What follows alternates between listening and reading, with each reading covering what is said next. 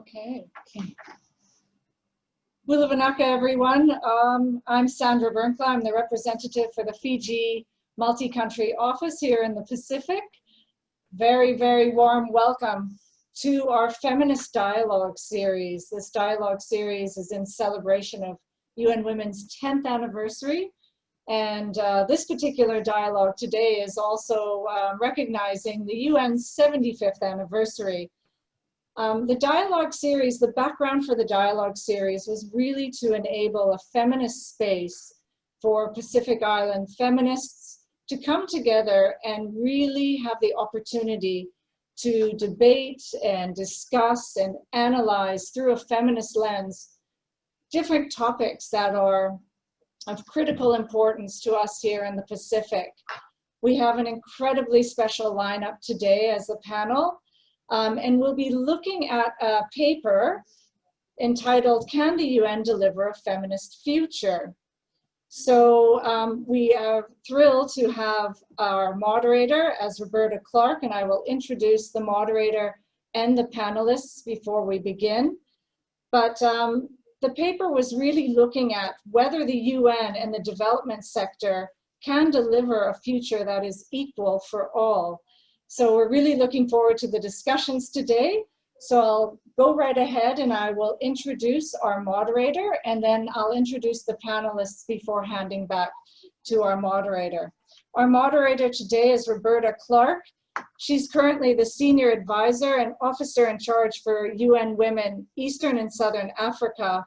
Roberta is joining us from Barbados, and she's no stranger to the Pacific. She's been to the Pacific Women's Triennial before. And she was the former regional director for UN Women in Asia Pacific and the head of the UN Women Caribbean program. By profession, she's an attorney at law. She has extensive experience in civil society engagement, including as a commissioner of the International Commissioner of Jurists and president of the Trinidad and Tobago Coalition Against Domestic Violence. She's also currently the chair of the Barbados Population Commission. A very warm welcome to you, Roberta. I'll go on to introduce the other panelists as well. We have also joining us the author of the paper, Can the UN Deliver a Feminist Future, Joanne Sandler. Her writing is known to many of us. She's been working to strengthen women's rights, gender justice, and organizational change strategies for over 40 years. She's a senior associate at Gender at Work, which is an international collaborative that strengthens organizations to build cultures of equality and social justice. Between 2001 and 2010, Joanne was the Deputy Executive Director for Program and Policy at the UN Development Fund for Women, then UNIFEM, and she was part of the transition that established UN Women between 2010 and 2011. Joanne facilitates strategic learning and planning processes for diverse social justice groups worldwide. She works with multilateral, philanthropic, and non-governmental organizations and networks to strengthen their understanding, partnerships, and strategic approaches to advancing and investing in women's rights. She's worked with the UN University, the Bill and Melinda Gates Foundation, UN Women, IDRC, and the UN Girls Initiatives.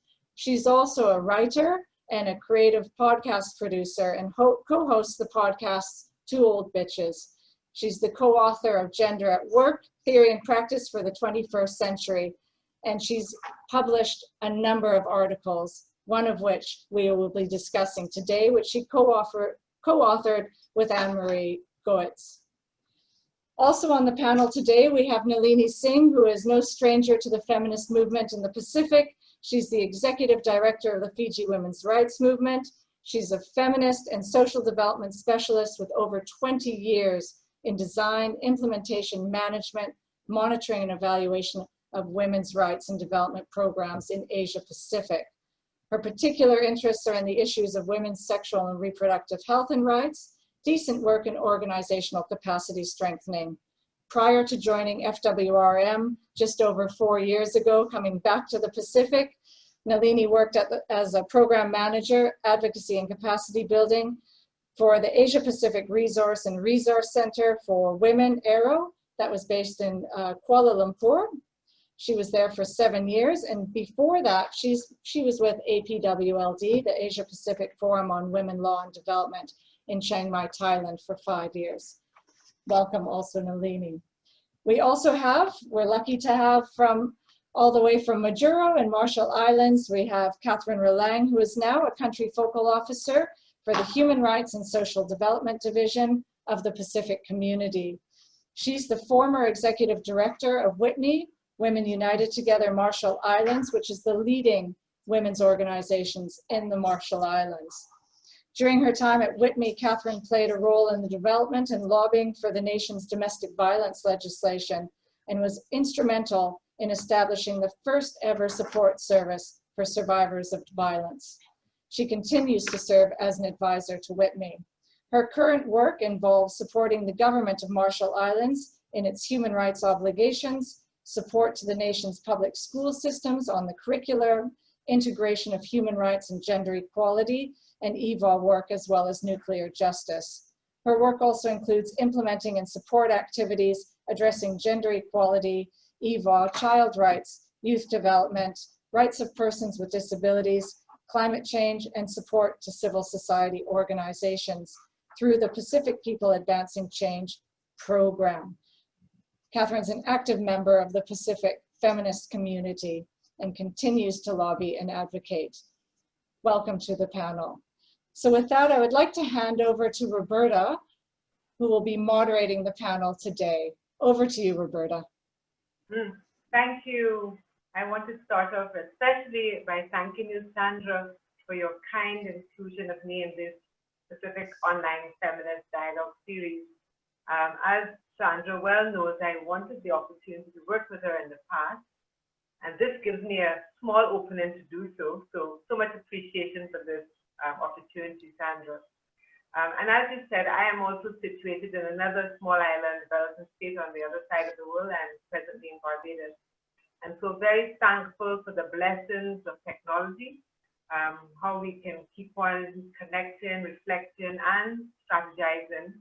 All actions, I think, which are needed now as never before as we confront the multiple existential crises, whether COVID impacts, climate change, extremism on many fronts, and an economic order that conduces to the capture and consolidation of resources by a few at the expense of the vast majority of the world's population.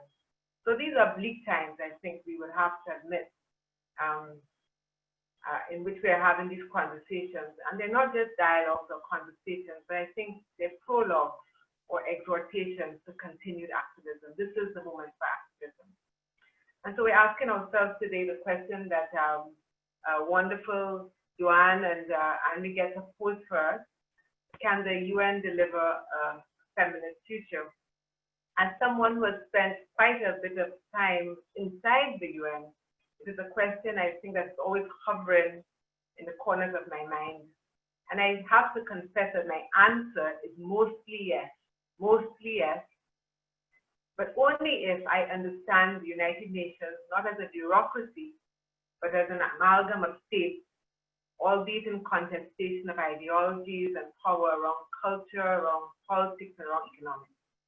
The more we are involved at national, international levels with clarity and fervor, when I say we who are involved in social justice movements, the more we're involved, the more likely the multilateral system's arc will bend towards gender and social justice. So it will be a fight, it has been a fight, because as the famous quote goes, power does not give up without a struggle. And patriarchy has a lot to lose. Patriarchs have a lot to lose. They lose the entitlement to women's time, to women's labor, to women's bodies. So today, we have 3 panelists who will explore this question that Joanne has posed for us. Can the UN deliver the feminist future? And of course, we all know Joanne. I call her the all-round optimist. She poses this rhetorical question, but she always has a yes, and here's how we can do it. And so I want to thank Joanne, who along with Anne-Marie wrote this paper in Gender and Development in 2020. As they said, pre-COVID, but I think even in post-COVID world, the questions that you pose are still very relevant. And I want to thank Nalini for being here with us, as well as Kathy. So I want to plow right in. The panelists will each have about 5 minutes to sort of answer generally the question that Joanne has posed from their perspective or from the vantage point that they and the spaces that they inhabit. And so let's start off with you, Joanne, as you have actually written the article. I guess I want you to reflect, in what ways do you think the UN has been successful in advancing gender equality and a feminist agenda? And by the way, are the two the same? Do they mean the same? The gender equality agenda and the feminist agenda, are they the same? And has the UN been successful, and to what extent? Over to you, Joanne. Thank you, Roberta. Thank you, Sandra. Thank you, UN Women. It is such a pleasure to be on this Zoom call with all of you and to be on with Roberta and so many of you who I see messages from. Very said, I wish we could all be together in Fiji, and I so wish we could all be together in Fiji. So just hoping everybody is safe, and just want to say thank you again. Of course, Roberta, you answered the question you asked, right? Very similarly to what I was thinking, because I think one of the questions about can the UN deliver a feminist future is, what do we mean when we say the UN? And the UN on its own, the agencies of the UN, the bureaucracy itself, can't really deliver anything without its constituency being in part the member states that comprise the UN, and then we the people, the civil society organizations and other organizations that the UN depends on to actually be the fuel of what it creates. I don't know if you can hear the phone ringing in my house, but that is happening right now. Anyway, and so, yes, I echo what you say, Roberta, that I think there is a lot of evidence, and we see the results of what has happened because of the United Nations, or with the platform that the United Nations creates. And so I think it's important to understand the UN in 3 dimensions, right? To understand its normative function, which is often the function that people think about, because that function where norms and agreements get discussed and agreed, and where feminist constituencies have been so important in introducing lobbying and calling for implementation of those agreements. And whether it's the Beijing process or the ILO Convention on ending violence, gender-based violence at work, or the Human Rights Council, those initiatives and the ways that gender equality advocates and activists have used that space to push for agreements that then can be implemented nationally, I think have been a success story at the UN. And so much of what we see today, right, has happened because feminists have engaged. Then you have to understand the UN in terms of its operational work as it exists, for instance, in the Pacific through national offices and regional offices. And there again, I think in partnership with civil society organizations, government, and other constituencies, the UN has the potential to do extraordinary work in support of women's rights advocates and gender equality activists, whether it's around pushing gender responsive budgeting at national level, creating safe cities for women, domestic violence legislation. There are so many things that have been made possible when a UN country team or a regional team puts gender equality on its agenda. And I think we underemphasize the importance of the advocacy around that, and how the UN needs to be held accountable for what happens at country level and regional level in a much more public way on a regular basis. And then the third way is through the UN's coordination function. And that's where UN organizations come together across organizational sites and speak with one voice in support of gender equality and women's rights, which again has enormous potential to be powerful, and probably doesn't happen as much and as often as we need it to. And I would say, again, there needs to be greater accountability for the UN speaking out together in support of women's rights agendas. And it's only if gender equality advocates and feminists hold the UN accountable that the UN will actually, I think, achieve the radical potential of its mandate and its power. And yes, Roberta, I think we can't necessarily conflate gender equality advocates with feminist advocates and feminist movements, and there's certainly a lot of overlap, but also important, I think, as you're pointing out, to disentangle that where it needs to be disentangled. Let me stop there. Thank you very much, Joanne. We'll pick up some of those thoughts, particularly around how we hold the system accountable. I want to move on to Nalini, who has worked at a regional level within Asia Pacific with feminist regional NGOs. Nalini, in that work that you've been engaged with over the years, what is your perspective on the UN? What do you think it has done for feminism or for women's rights? Thank you, Roberta. Let me just take a moment to say thank you very much, Sandra and the UN Women team here for inviting me to this extremely interesting webinar at such a pivotal moment for us and UN Women and the UN. And I have to say that I had to stop and think and discuss this with a few people, because as we were discussing amongst ourselves, the panelists, we have our strong opinions around the subject matter. So, thank you very much for having me on. Acknowledging 75 years of the UN, and, hearty congratulations to UN Women, 10 years. The journey, made possible by hundreds, if not thousands, of feminists across the world, demanding for a better UN agency for women through the GEAR campaign. I think we have to acknowledge that, and the fact that we have it is one of the first things I'd say. That what has the UN done for us? Given us an agency that is not compartmentalized into different aspects, but a collective one that is moving all the pieces together as we had wanted. And I know that it has been a very tough but interesting journey over the 10 years.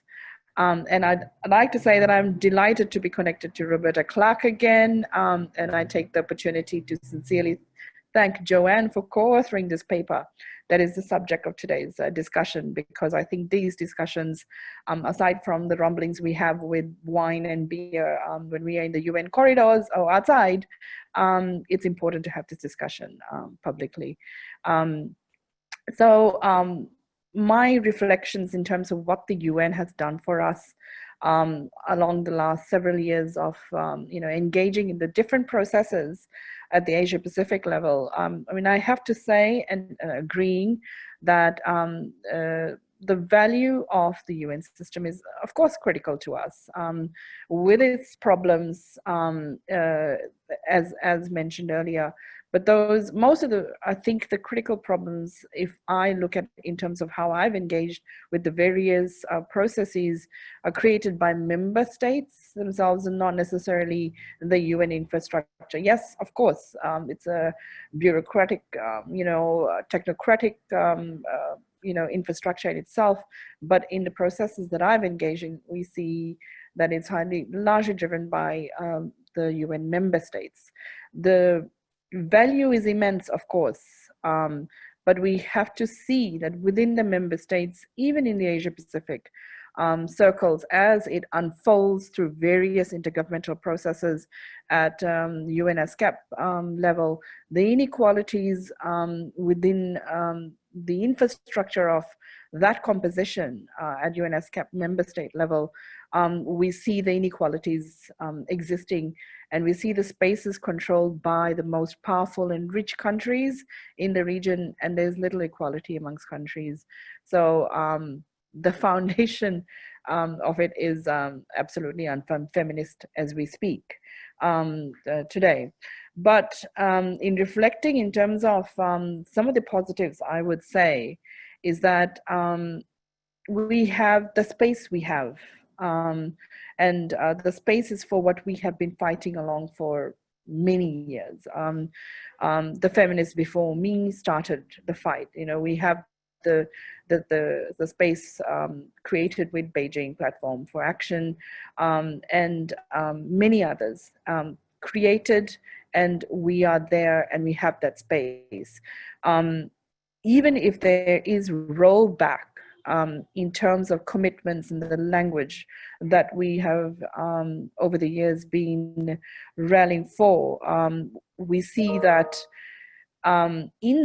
within the movement, we're coming in strongly together in a solidified front to counter that at that level. So now the onus is on us to keep the momentum in terms of maintaining that space and keep our fight ongoing. And we see this at the regional level through what we have been part of with the Beijing review process at 20 years, where I think Bangkok saw the gathering of one of the largest gathering of women's rights activists and feminists, at that time, converge in the UN space to have our own dialogue organized by our own initiatives and selves with the support of UN Women and UNSCAP, and ensuring that we had equal space in the intergovernmental negotiations, even if it meant sitting in the same room, which we don't have today. At UN headquarters and even at Beijing Review at 25, that was not allowed. And again, the decisions for this, we know, it's largely coming in from how member states interact and intersect with us as feminists and activists and defenders who have engaged with these issues throughout the work we do. So that fight is ongoing for that space that has been created. It's there and we do need to claim it back. The fact that we are keeping our commitments on women's rights and gender equality alive is another matter, that in the 20 years of those commitments, we have not achieved them, but the agenda is alive at the front. So that, I think, well, with the allies that we have, and managing that space, we have managed to keep that agenda alive. Because if we look at what is happening in the region in terms of the rise of conservatism, in terms of looking at women's rights and gender equality, this would have long gone. So in keeping up the pressure to keep the space and keep the issues alive, I would say is another, positive. The key issues that we work on through multilateral, multi-country approaches creates inroads into spaces, that perhaps we might not have as civil society organizations only. So that is also my, a key positive, and my third point. Fourth, I would say, sometimes with the UN agencies, and especially with UN Women, I would say there's a safety net for feminists and women human rights defenders, because we are or should be allies in the work we do, and we have that support, when we need and when we ask. Fifth, I'd say there's the frameworks and the tools for the issues that we work on, and the fact that we are able to contribute to that, and try our best to have that contextually relevant, is also, I would say, an important positive. As Anne said, and as you have mentioned, Roberta, the space to hold governments accountable has been provided through the various mechanisms. And even though we see a progressive weakening of that space, as we see at the Human Rights Council, with those that are holding the spaces of leadership in there, and we see how the various processes are being rolled out, but the space is there, and we're holding on to that in terms of accountability to human rights. Next, I would say is where possible, there has been some funding support for the critical work we do, especially touching on a few examples in the Pacific. The UN Women's Office has been a strong supporter of the feminist movement in terms of ensuring that our space, the Pacific Feminist Forum, is supported.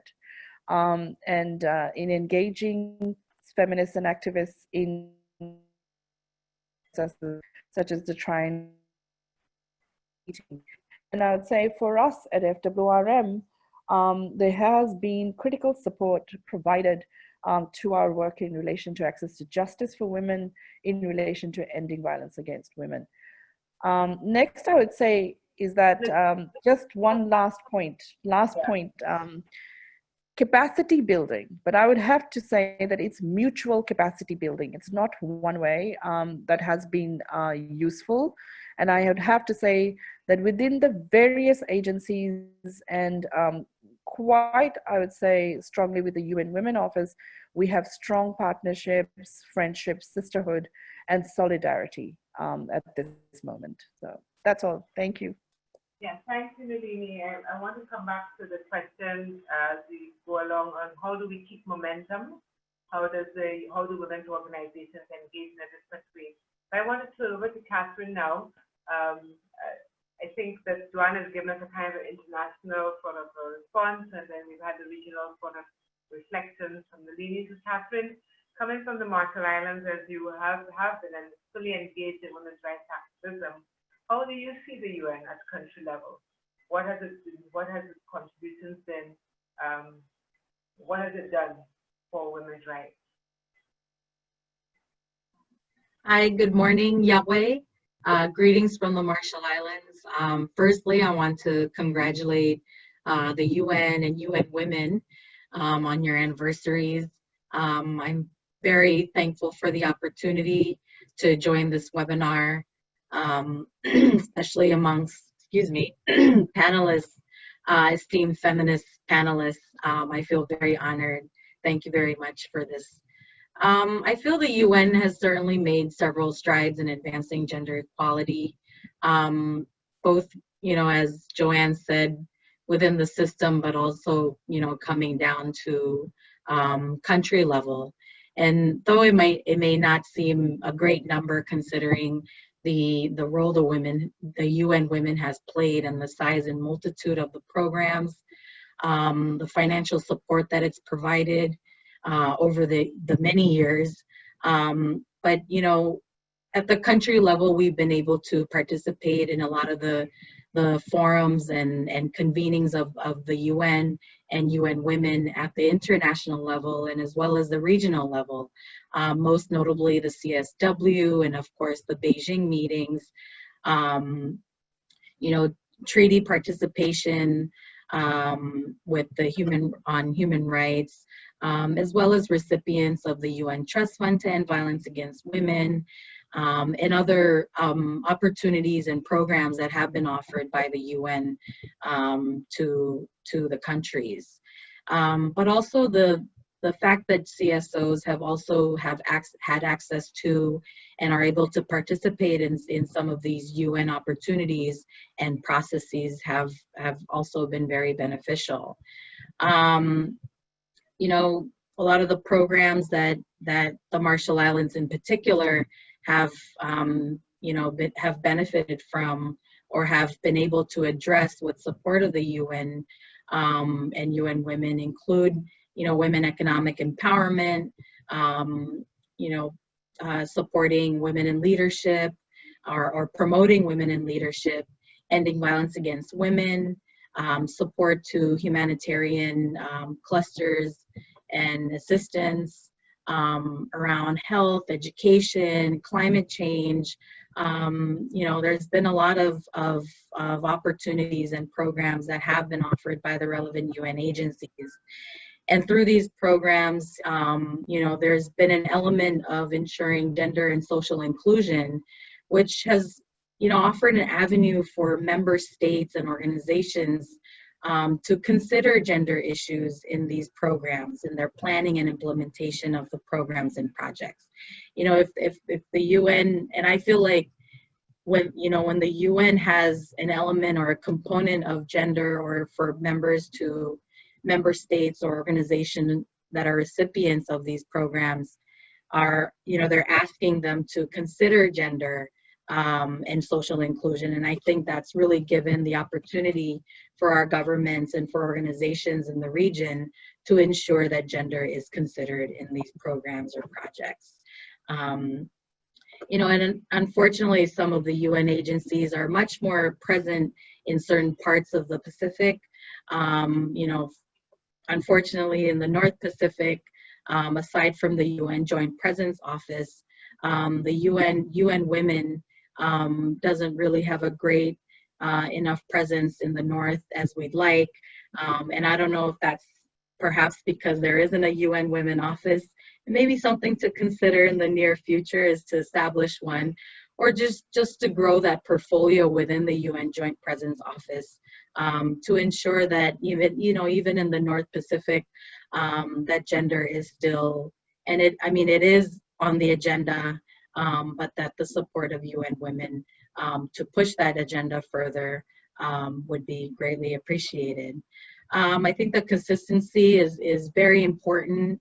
And one of the programs that I absolutely admire in the region is that of Market to Change, or Market for Change, that UN Women has implemented.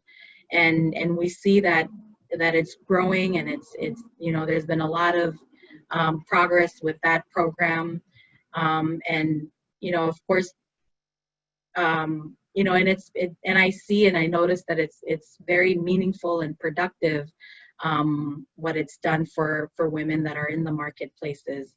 But you see if you really want to see change, we need consistency, and we need funding to match the commitments that are made. And I see that with Market for Change, the partnerships have grown and the funding has grown, and you see the change in the market.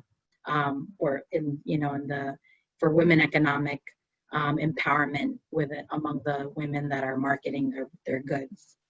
The space and the role given to CSOs to hold member states accountable has been really appreciated by CSOs. When I worked in the CSO realm, this was an avenue, and I still do, not that I completely left the CSO world. My heart is very much still there. I found that it was very useful to participate in the UN processes, and that the UN offered that space for CSOs. If I couldn't get the attention of my government, or if I was part of a coalition within the region, what better way to do it than through the UN process? And most notably for my work, has been through the UPR and CEDAW shadow reporting processes.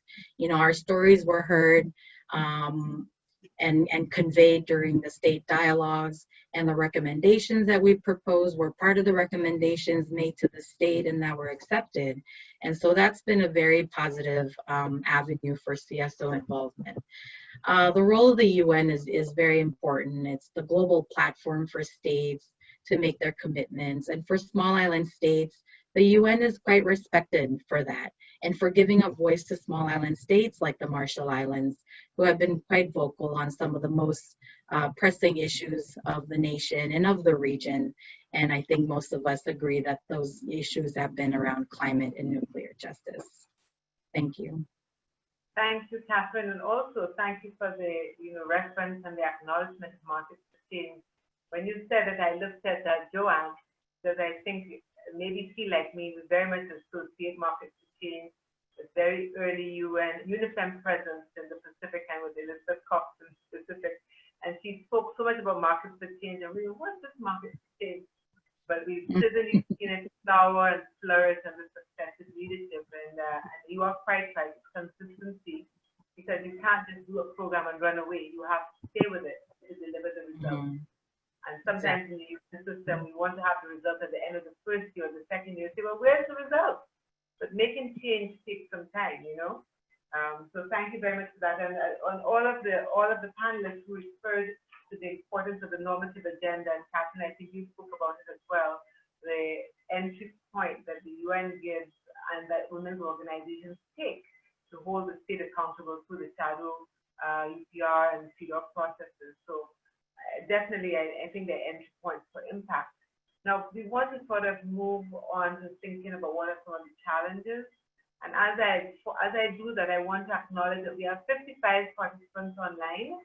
And participants, all of you, we are also encouraging you to write your questions in the chat or in the question and answer section, and those questions will be fielded to the panelists. So as they occur to you, please do not hesitate for us to start populating the questions, and then we will take them in about 10 minutes. So panelists, so we've talked a little bit about some of the achievements, but they're clearly obstacles. And Joanne, in your wonderful article written with Anne-Marie, you speak about the crisis of multilateralism. And all three panelists, Nalini and Kathryn, you've also spoken about the kind of differential power that member states have to influence the agenda, and particularly member states that are coming from a certain ideology that may be very conservative, extreme even, extreme conservatism, patriarchal, you know, they themselves are stumbling blocks to usual consensus building that we perhaps were accustomed to in 1995 in Beijing. So we also seen shrinking space for CSOs all over the world. We are seeing these new wave of legislation, regulation, NGOs, and you know, using the language of anti-corruption, but definitely tools to control CSOs. And we're just seeing the growth and power of conservative forces. So Joanne, you've sort of outlined all of that in your article. Do you think that these are challenges that the UN system can address? And do you have some suggestions about how this kind of real difficult, real politics can be addressed within the UN system? So, you know, it's really interesting. One of the things that I've wondered about for a long time, and I debate for a lot with my colleagues at Gender at Work, are can organizations that are inherently patriarchal, hegemonic, bureaucratic, can they support results for gender equality and women's rights and other social justice issues, right? Because the UN, by its very structure, as Nalini pointed out, from the Security Council to, you know, UN organizations, are very bureaucratic, patriarchal organizations. And yet, they have supported, I think, as Kathryn pointed out, they have supported some very important changes for women's rights and gender equality. And it's hard to reconcile those two things. And it also is, in many ways, I think, you know, people who work on gender equality in large bureaucratic organizations, or who work or who lobby large bureaucratic organizations, are essentially placed in organizations that don't want them to be successful, because if we're successful, we are going to revolutionize those organizations, right? So interacting with the UN isn't just about interacting with the UN, it's about interacting with patriarchy itself. It's about challenging patriarchy itself. So, and one of the reasons Anne-Marie and I wrote that article and asked that question was because we were thinking, is it really worth it for feminists to spend time interacting with a patriarchal structure that exists at the kind of transnational level when we have to interact with patriarchal structures all the time that are very close to us, and where in some ways we have a greater opportunity to change simply because of proximity, right? And I do think it is an ongoing question for feminists to ask, what are we actually getting from our engagement with the UN? And how does that compare to, or how does it augment or supplement what we're trying to do in the communities and countries in which we live? And so I think three things, Roberta, quickly, because we really want to hear also from people who are on the phone.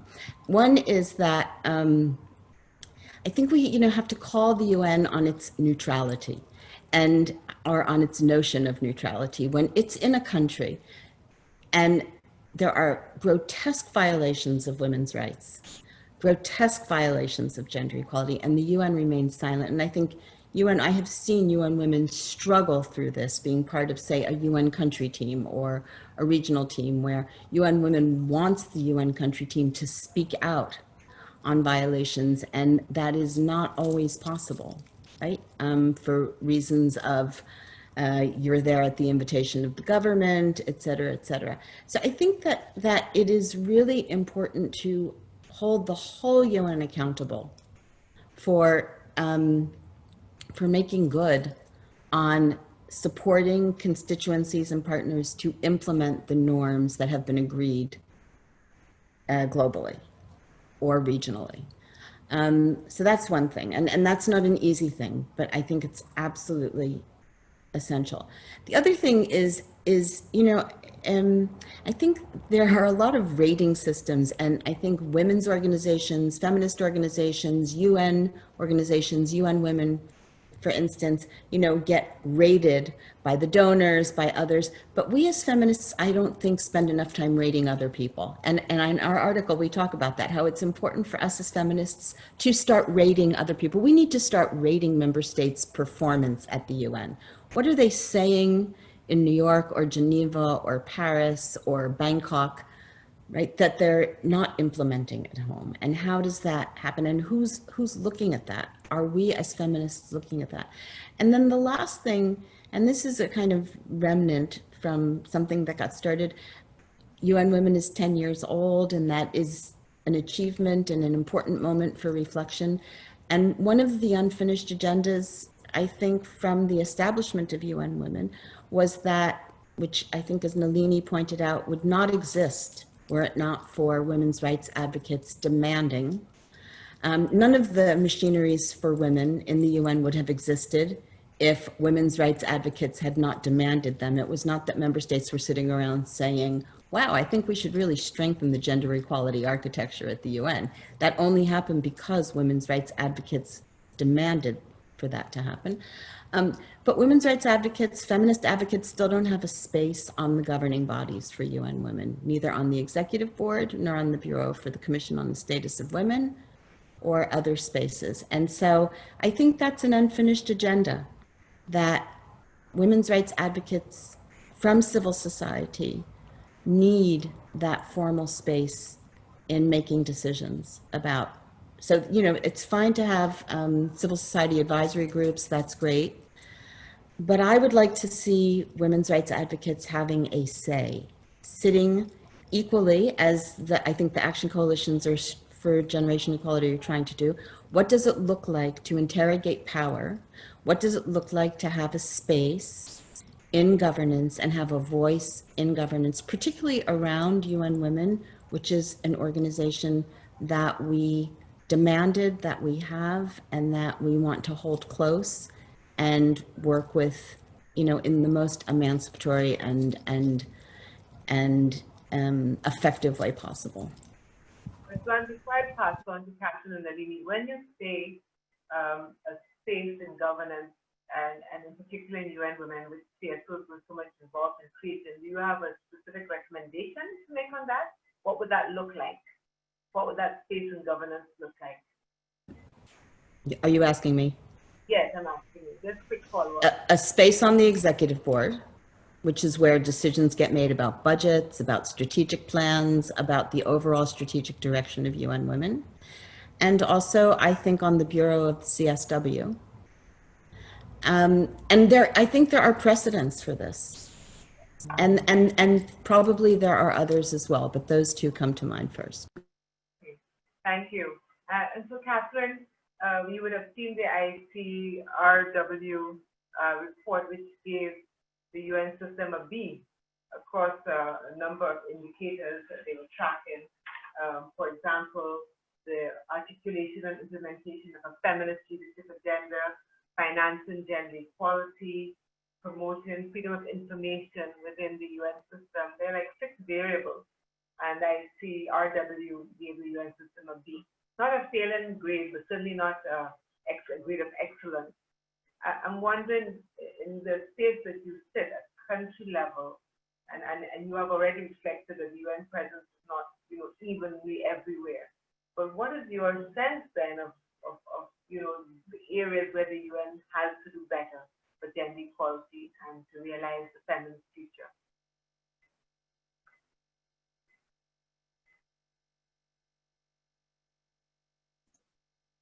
Sorry, keep forgetting about that mute button. The size and, the complexities, the bureaucracy and politics within the UN system, given the number of countries that make up the UN, is amazing. And, they each have their cultural and political differences between them all, which is a huge challenge to overcome. And so when you've got those challenges within the system itself, how can they then trickle down and give that support back to countries? While reading the report card on the UN by the ICRW, I wasn't surprised to see that the focus area number 6 received the lowest grade. I think across the board and across our region, information management has been a real struggle. But it's the UN, and it is a bit concerning to see that. So when and I'm not surprised, because as a former recipient partner to the UN, I found it to be very, very difficult to access and to be collecting the information that was required of the UN. Some of the information may not necessarily been beneficial to us and at the country level. So it became quite burdensome to try and collect this information, but also to try and access information from the United Nations. The report states that the UN data collection system is outdated, underutilized because of the lack of accessibility and the knowledge on how to access it and use it, and that it's not harmonized across the UN agencies. And I think it's not just the data, but it's also the programs and the assistance that's provided by these different UN agencies. They're not provided as one UN, as it's been, as we've been calling it, as one UN. So how can we make better the efforts meaningful and relevant if the database is outdated and underutilized and inaccessible? And how do we appropriately allocate, track, and expend the finances or the funding if we don't have the information at hand to ensure that the assistance that is provided is relevant and that it's addressing the needs of the people that it serves? We continue to face high rates of health complications in the region, particularly in the Marshall Islands, with high rates of NCDs and other health complications, highest rates of violence against women in the world, some of the highest, and then the lowest number of women in leadership and decision-making positions.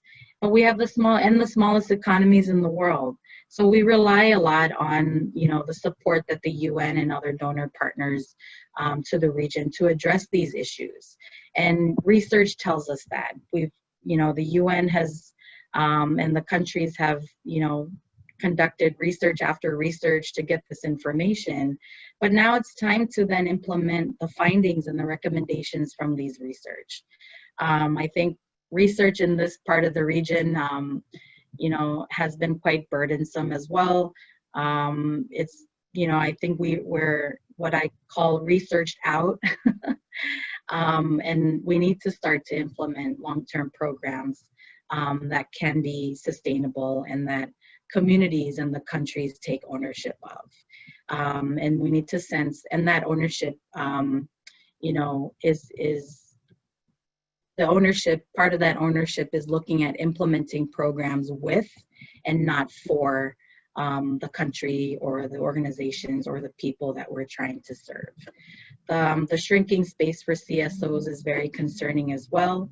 The UN talks about reaching the grassroots levels, but to do this, it needs the CSOs as equal partners, and it needs grassroots as equal partners, as development partners, and not just as beneficiaries. I think it's important to go beyond the people that we're trying to reach, and even these member states as beneficiaries, but that we're equal partners, no matter if we're small island states like the Marshall Islands or big powerful countries like US.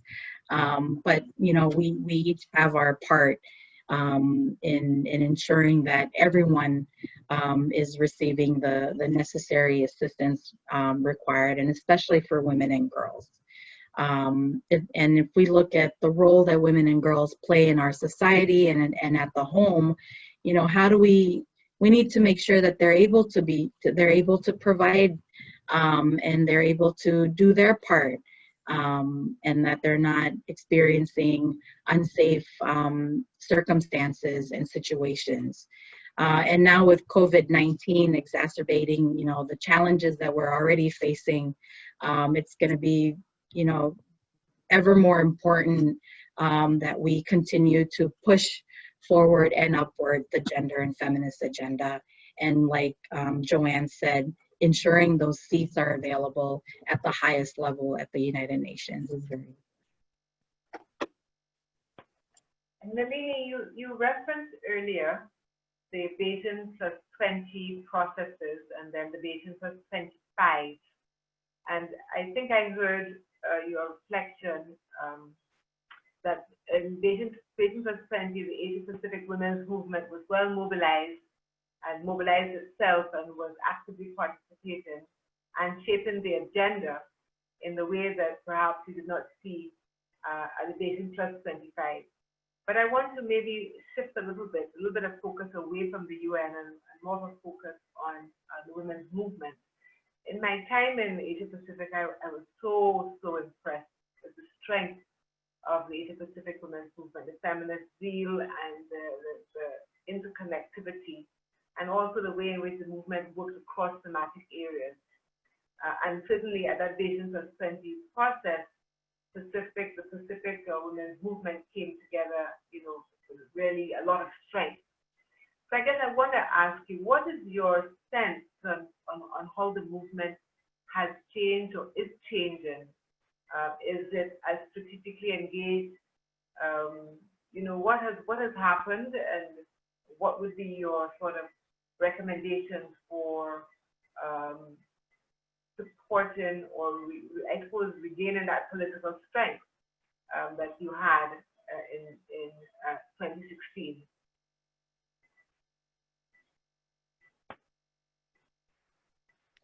Thanks, Roberta. Yes, so I have actually 3 points in this relation in terms of perhaps looking collectively at some recommendations moving forward, keeping in mind what you have asked. So first I'd like to say is, when we are talking about the feminist agenda, we must interrogate what is this feminist agenda that the UN wants. If the UN is to define an agenda, it needs to be done with us in that space. So it must be an agenda that puts women's voices, experiences at the center, with the aim of what we've been talking about and what Anne has put in, to shift the power relations. Because as you know, I mean, the root causes of the issues that we are facing is aligned to that. So investigating and challenging the systems of oppression, and we all know that.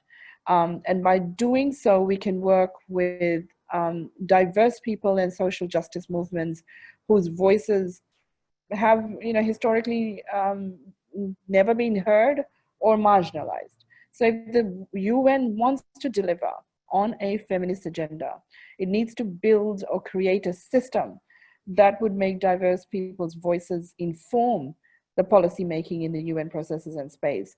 But the question then is the UN ready for that? The same would apply for the issues for the feminist agenda. So there can never be a picking and choosing of what that agenda is. For example, alluding to what you've said, and this is not just what we saw at Asia Pacific Beijing at 25 review. This is what we see almost every year at CSW. This is what we see almost every time we are together for the SDGs review process, whether at the regional level or at the global level, at APFSD and or HLPF. We see that there is a picking and choosing of what would be adhered to. And what we see in those outcome documents are the trade-offs being made. And if we are lucky enough to be in the space to see the negotiations, we see how that trade-off happens. We must not trade off any aspect of our initial strong commitments on sexual reproductive health and rights, or the climate crisis justice that we have been fighting for so long. And the fact that there are intense negotiations on the acknowledgement and recognition of feminists and women's rights organizations in those outcome documents. That in itself lays out sort of the purview for what this feminist agenda is going to be. If not, the subsidiary documents are not acknowledging that. We have to say that there has been a lot done in terms of ensuring that gender equality and women's rights are held at center front, but because of the way the infrastructure is designed, there's a strong pushback to conservatism that is driven by some powerful countries that have an anti-feminist agenda. And we are looking at religious rights groups across the spectrum of religions. And this is what we are seeing in the Asia Pacific region as well. The uneven power amongst member states is stark. So where do, in this spectrum, the voices of our small Pacific Island member states go? The inequalities between regions and countries is vast and plays out very horribly in the UN playing field. So again, what can we do to level off the playing field? My second point is, as you mentioned, Roberta, the importance of stronger regional processes. And there has to be better coordination between the regional processes and global processes, because through my experience, what we find is perhaps the negotiations and the interaction between civil society organizations, feminist groups, women's rights groups, that happens at the regional level is, and even at the sub-regional level here for us in the Pacific, is much better and rather further dislocated at the global level. And again, the examples are the Beijing process, as we saw, and what we see with the Asia Pacific Forum for Sustainable Development, the SDGs review process.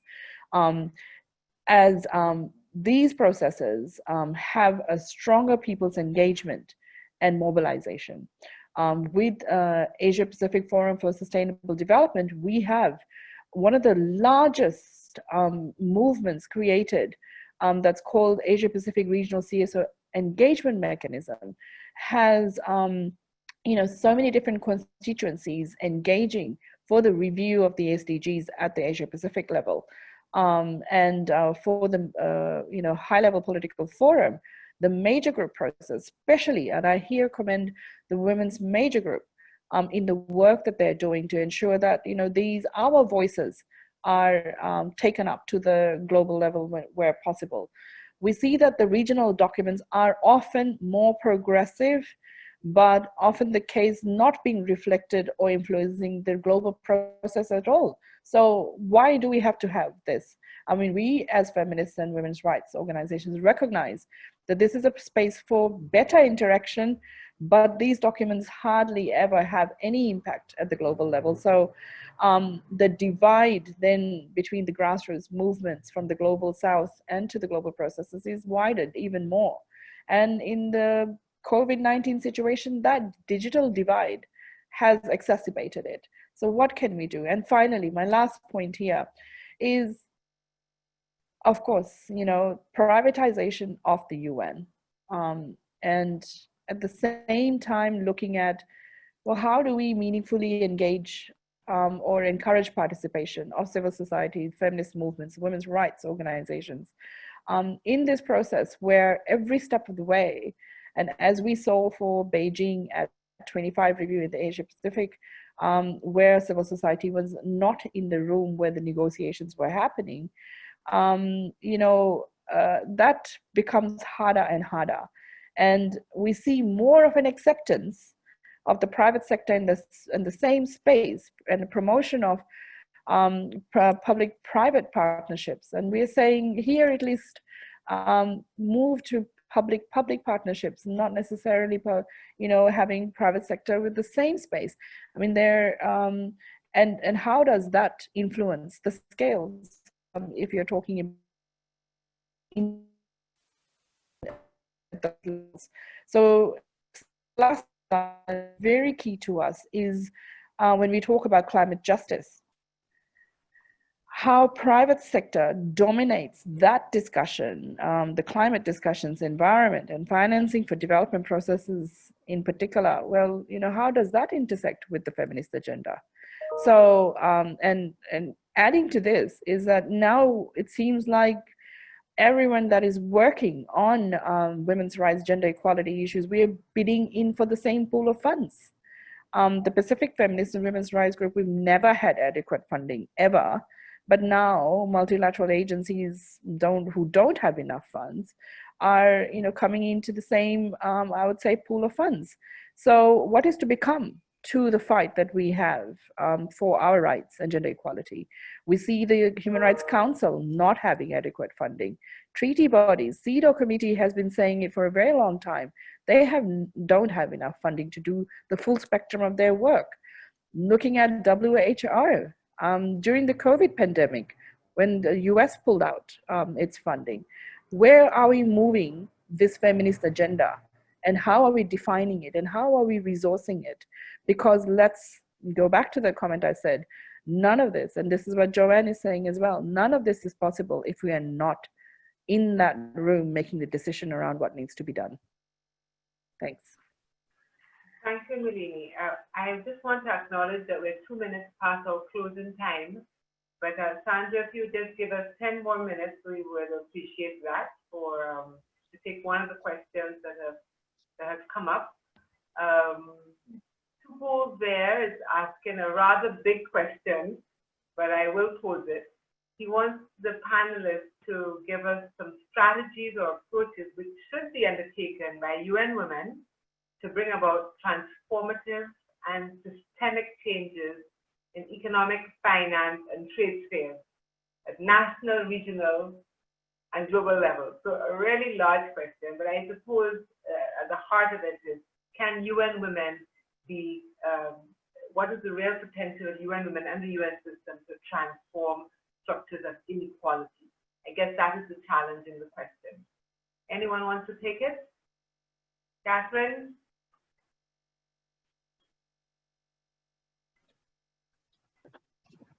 I'll take a first stab at it. That is a big question. You know, I think there's been small steps that have been made, and I think there's, you know, from, you know, just speaking from the country level and CSO level, I think there might be, how do I say this? Perhaps the processes are not as utilized fully for us and feminists to you know, really take on and be a part of. I know for small island states like the Marshall Islands, we're not very knowledgeable on all that there is to offer by the UN. You know, there's only been a few convenings that we've been able to be part of, like the CSW or the UNFCCC. And so I think we lack the knowledge on just how much we can actually be a part of, and move strategically within the UN system. We've just been able to do this as members of delegations, and the support from UN Women, particularly when we're attending CSW, and other partner organizations in the region to be part of the processes within, you know, the Human Rights Council. And so I think for us to really take advantage of what the UN can and has to offer, we ourselves need to take that step. And you know, earlier it was mentioned, well, what are we talking about when we're talking about the UN? We're talking about member states. We're talking about how can member states like the Marshall Islands or member states of the Pacific region hold the UN accountable to make these transformative and systemic changes. How do we get them to push that agenda from this region? And so I think that's something that, you know, we need to take a step back and see how we can kind of puncture the greater UN through our member states, through our nations in the region. Thanks, Kathryn. And I think, Joanne, you attempted to answer that question when you spoke about the three things that have to change in the UN system. You talked about neutrality, you talked about CSOs rating the UN system, and you talked about accountability. I want to, thinking of you with your gender and growth hat, one of the questions from the participants, they're asking, is there a need for the UN to adopt a feminist methodology or feminist methodologies to identify development needs as well as to assess the impact of its growth? What might those feminist methodologies be? What's your thought on that, Joanne? Yes, the answer, my thought on that is yes. And in particular, you know, UN Women actually supported Gender at Work to create this workshop, which Roberta, you've worked on as well, on transformative leadership for gender equality, which is actually trying to challenge this idea of gender mainstreaming and gender training, and really challenge leaders in the UN to think about what are the both feminist processes and feminist aspirations that they need to be leading for. In other words, what's the content? And to be able to think that through, they need to be in touch with constituencies, because even in response to the last question and building on what Kathryn said, you know, I think in many ways we often overcomplicate some of these things, because for me, the radical potential of the UN is creating space, particularly in an era of such profound polarization, for people who don't normally hear from each other to hear from each other in a safe space, to be able to talk to each other in a safe space, to find a way of dialoguing and listening to each other that we can't find in other ways. And I think that that means, and I know I'm kind of tooting the same horn over and over again, but it means creating space in all the ways that the UN functions for feminist activists and feminist advocates from all different spaces and locations and identities and countries and regions to have a voice, to be heard in that space. And I think that when the UN understands and experiments with and actually creates that space, that's where real change happens. We wouldn't have Security Council Resolution 1325. We wouldn't have been able to interrogate the notion of, you know, rape as an acceptable consequence of of war. If we hadn't created those spaces for Security Council members to hear from women affected by conflict. And so I think that a lot of what the UN has to do is understand its role as creating that platform for people with different interests to hear from each other, and for UN leaders and UN high-level staff to be accountable for acting on what they hear constituencies say they want. Thank you. And Nalini, one last maybe comment from one of our participants. I'm just going to read and ask you to respond, reflecting on your previous answer on the privatization of the UN system. So Sarika is saying, given the current epidemic of COVID, it may take the UN a few more years to achieve the desired results of a feminist future. Maybe it's time now for the UN to further reflect more on achieving this task by partnering with countries, corporations, grassroots people networks at community levels, and not see the UN as a solo agent of change. As the question implies, can the UN deliver a feminist future? How do you respond to that, Nalini? Do you think the private sector has a role to play? Yes, a very interesting question. If you ask me, look, you know, if we take the notion that, you know, with the work we are doing, we are addressing the imbalance in power, yeah, and how that intersects with the private sector, that is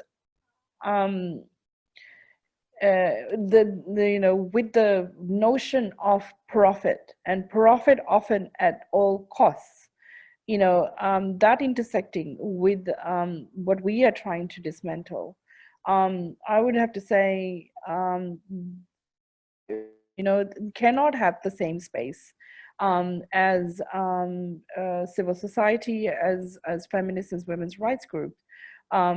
If we are talking about the UN and the spaces that are created, or those that we are fighting to keep, because the motives that we both have are fundamentally different. So in that way, I would have to say we have to not, I don't have a better word, regulate. We have to hold to account so much more in terms of how the space that you know, is for us is being carved out, and more just because we are you know, facing resource crunches for the work that we are supposed to do, and the private sector is coming in to fulfill some of those gaps, and hence, you know, taking away the space that we have, that must be checked and must not be allowed, in my opinion. And what we have seen you know, in various spaces at the UN, you know, the co-option of the space that we have had, and their voices counting more and more, and over and above what we have to say, I think is not right.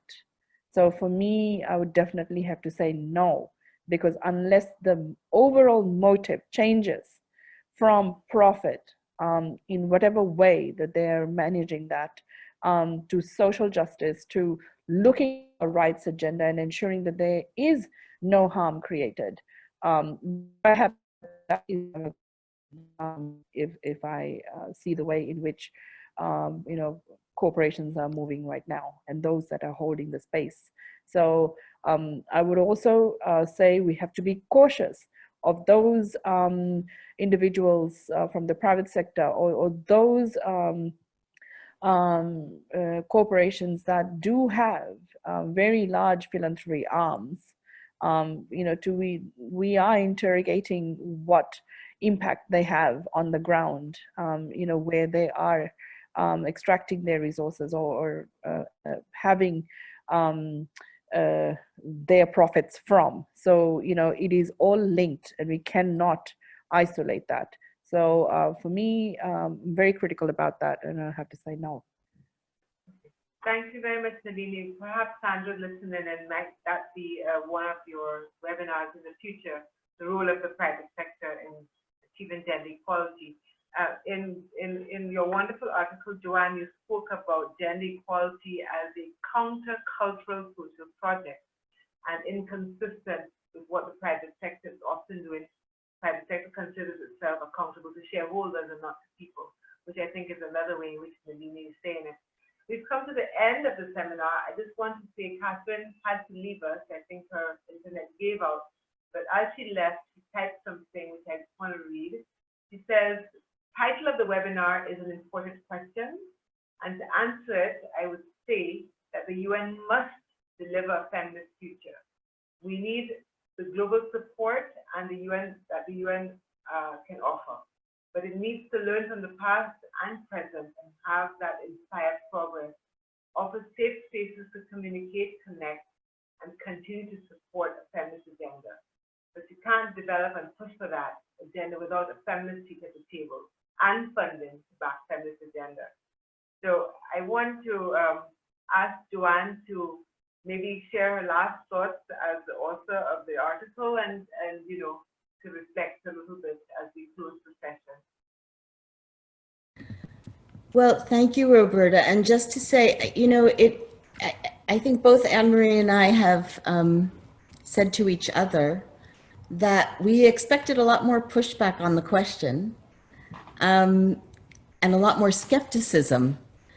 And it has been, I have to say, incredibly encouraging to hear so many feminist activists affirm the potential of the UN to create the kind of platform that enables different kinds of partnerships and coalitions and networks and collective voice. And I think it is also a call to UN Women in its 10th anniversary to also think about, you know, how its platform, because it will be in many instances the entry point for many feminists to engage with the United Nations. To think about, and I think that UN Women is thinking about that through the Generation Equality Forum. You know, I was thinking today that one of the things Anne-Marie and I talked about earlier, Anne-Marie and I were advocating for a Fifth World Conference on Women, which has become impossible in many ways. And in the absence of that, we kind of have generation equality. And I think that UN Women is trying through generation equality to actually challenge the UN's intergovernmental processes, which don't work so well anymore. And so I think there is this moment now of emergence. If intergovernmental processes that generated, you know, the Paris Accords and the Beijing Platform for Action and so many other agreements are not functioning and have deteriorated, what will replace that as a process that can go from community to country to regional to global level? And I think Nalini's point about what happens in between those levels is so crucial. So I think that the next period post-COVID, and going through that portal lately, you know, is such an important one, and that the goodwill that is being expressed by so many feminist activists about wanting to continue to engage with the United Nations is a huge gift to the United Nations, I feel. And I think that it requires a lot of thinking amongst all of us about what kind of United Nations do we want? What kind of United Nations do feminists want? And how do we work from the inside and the outside? Because I think those inside-outside partnerships are absolutely crucial to change. You know, how do we work together from wherever we sit and wherever our work is to, you know, change the options and opportunities for so many, including the UN itself, because the UN itself really requires a huge amount of reform. Thank you very much, Joanne. I am going to conclude now. I don't think I will spoil the thrill of getting to the conclusion of Joanne and Anne-Marie if I agree with them. A spoiler alert, this is how they end the article. If feminists desert the UN and give up multilateralism, it will accelerate the UN's path to irrelevance. So there's the spoiler. And I want to agree with Joanne and Anne-Marie on that, but I would also add in my closing reflection that if we feminists do not situate our demands for gender justice within an understanding of national and international political economy and make common cause with other social justice movements, we too will become peripheral to the lives of women and girls. And this dynamic, this failure to see and respond to women in all the aspects of our lives that stops and weakens solidarity, and I think in peace movement building. So we really have to think about that. This comes back to my first question. Is there a slight difference in the gender equality agenda and the feminist agenda? There's overlap, but maybe there's something else added when we talk about feminism. I want to thank Nalini, I want to thank Kathryn, and I want to thank Joanne for their participation in today's session, dialogue. I want to thank Sandra and the UN Women Fiji Multi-Country Office for giving us all this opportunity to talk to each other, to the participants, 55, I think, persons were on the call. Thank you for your patience as we've gone over time a little bit, but I think it was really a very worthwhile discussion. So over to you, Sandra. Thank you so much, Roberta, and all of the panelists, Joanne, Nalini, and Kathryn. I cannot thank you enough. That was a fantastic and insightful analysis of the UN's value and the movement towards making sure that the UN can deliver a feminist future. We do have a lot of challenges, absolutely, but I was also very heartened to hear some very practical suggestions that we can do both as insiders and as outsiders to the UN, and also the reaffirmation that UN women came from civil society, and that we need to be reminded of as an institution continuously, and we need to fight for that internally and externally, and getting a spot on the executive board is absolutely fundamental to that. Absolutely agree. So I want to thank all the panelists, absolutely, for sharing your experience, your wisdom, your insight, your feminist analysis.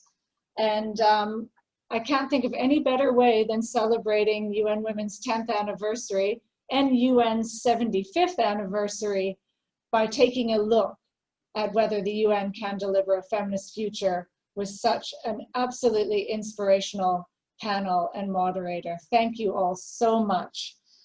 Just to say, we will be having our next Feminist Dialogue series. It is on the anniversary, the 20th anniversary of the UNSCR 1325, Women, Peace and Security in the Pacific, and that will be on the 27th of October. Also, just to let everybody know, we have recorded this. We will be sharing the link around, and we do welcome continued comments and feedback on the dialogue series, as well as suggestions for future dialogue series. And also big thank you to the UN Women teams, Anne, Sarika, Naima Khan, Sheikh, all of you for your time in putting this all together. Thank you so much. Thank you, everyone.